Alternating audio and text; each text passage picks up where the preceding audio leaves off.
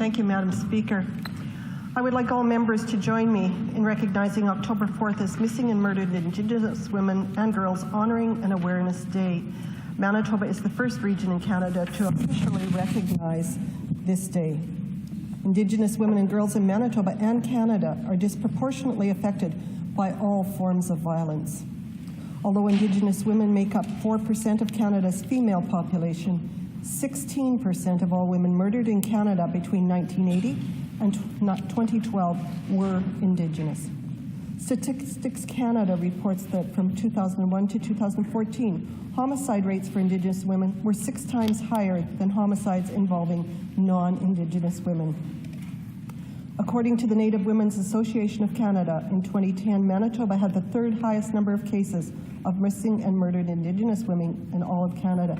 These statistics are staggering. Today, I would like to acknowledge and honor the women, girls, and the future generations have been stolen by this violence. I would also like to acknowledge and honor the Indigenous women and girls who are survivors of gender-based violence. And finally, I want to acknowledge and honor the families of missing and murdered Indigenous women and girls. What you have gone through is truly devastating.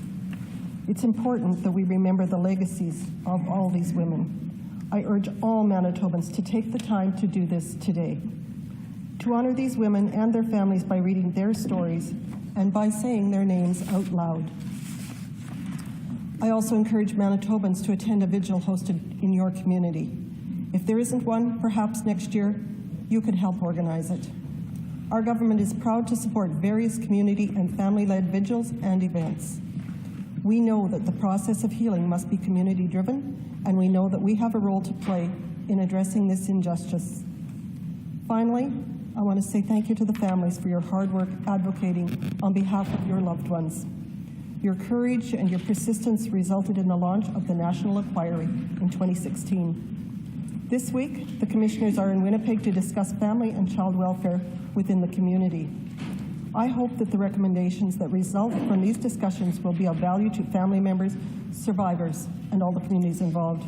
Once again, I commend survivors and their family members for your bravery and your tenacity. Thank you for your hard work and unwavering commitment. Although we may never see their face, hear their voice, or touch their hand, their memory is our keepsake, and their spirit will live on forever. Madam Speaker, I want to ask for a brief moment of silence to remember those who have been taken from us far too soon. Thank you, Madam Speaker.